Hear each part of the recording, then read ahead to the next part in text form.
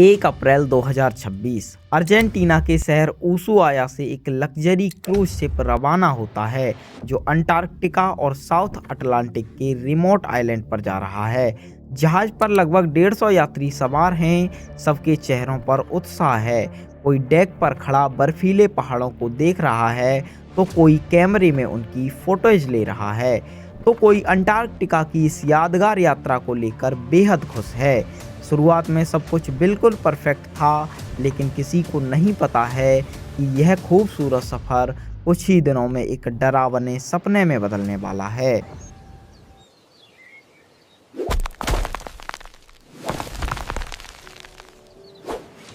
यात्रा शुरू होने के लगभग 5 दिन बाद जहाज पर मौजूद एक डच यात्री लियो सिल्परोड अचानक बीमार पड़ जाते हैं। उन्हें तेज बुखार और सिर दर्द की शिकायत होती है। पहले तो सबको लगा कि शायद मौसम की वजह से तबीयत खराब हुई है।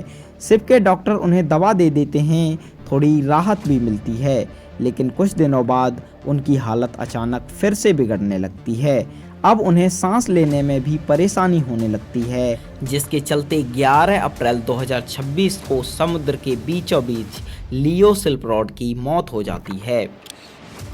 हालांकि बाकी यात्री इस घटना पर कोई ध्यान नहीं देते और अपनी यात्रा कंटिन्यू रखते हैं। लोग फोटो खींचते हैं, घूमते हैं और जहाज अपनी मंजिल की तरफ चलता रहता है।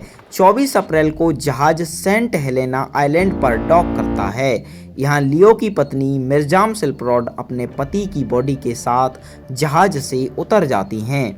वह वहाँ से साउथ अफ्रीका जाती हैं, लेकिन सफ़र यहीं ख़त्म नहीं होता। जब मिर्जाम एम्स्टर्डम जाने वाली फ़्लाइट में बैठती हैं, तभी अचानक उनकी भी तबीयत बिगड़ने लगती है। उन्हें फ़्लाइट से उतार दिया जाता है और सिर्फ 2 दिन बाद 26 अप्रैल को मिर्जाम की भी मौत हो जाती है। अब मामला डरावना होने लगा था। उधर उसी जहाज पर बाकी यात्री भी एक एक करके बीमार पड़ने लगते हैं। किसी को बुखार, किसी को सर दर्द और कुछ लोगों को सांस लेने में तकलीफ। 2 मई को जहाज पर एक और जर्मन महिला की मौत हो जाती है। अब हर तरफ घबराहट फैल चुकी थी। किसी को समझ नहीं आ रहा था कि ये क्या हो रहा है, ये कौन सी बीमारी है और इतनी तेजी से लोग क्यों मर रहे हैं। आखिरकार 2 मई को इस पूरे मामले की जानकारी WHO यानी वर्ल्ड हेल्थ ऑर्गेनाइजेशन को दी जाती है।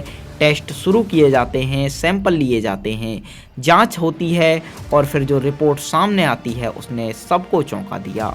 डायग्नोसिस था हंता वायरस। हंता वायरस एक बहुत ही डेडली वायरस है, जिसकी वजह से सिर्फ 4 दिनों के अंदर इंसान की मौत हो सकती है। इसका डेथ रेट भी लगभग 50% माना जाता है, यानी प्रति 100 मरीजों में से लगभग 50 की जान जा सकती है। कोरोना की तुलना में यह कहीं ज़्यादा खतरनाक माना जाता है, क्योंकि कोरोना का डेथ रेट सिर्फ 3 to 4% होता था। इसी वजह से कई देशों ने उस जहाज को अपने बंदरगाह पर डॉक करने की अनुमति देने से मना कर दिया। हंता वायरस कोई नया वायरस नहीं है। साइंटिस्ट इसके बारे में लगभग 70 सालों से जानते हैं, लेकिन हैरानी की बात यह है कि आज तक इस वायरस की कोई भी वैक्सीन उपलब्ध नहीं है। 1951 से 1953 के बीच कोरियन वॉर के दौरान करीब 3000 सैनिक अचानक इसी तरह बीमार पड़ गए थे। उन्हें तेज बुखार हुआ, किडनी और सांस की समस्याएं हुईं और उनमें से कई सैनिकों की मौत हो गई। उस समय किसी को समझ नहीं आया कि यह कौन सी बीमारी है। कोरियन युद्ध के दौरान इस बीमारी को कोरियन हेमोरेजिक फीवर कहा जाता था। कुछ लोगों को लगा कि यह कोई बायोलॉजिकल वेपन है जिसका दुश्मन ने इस्तेमाल किया है। फिर 1980s के दशक में साउथ कोरियन साइंटिस्ट हो बांग ली ने पता लगाया कि यह बीमारी चूहों में पाए जाने वाले एक वायरस से फैलती है और उन्होंने इस वायरस का नाम साउथ और नॉर्थ कोरिया में बहने वाली एक नदी हंटन रिवर के नाम पर हंटा वायरस रख दिया।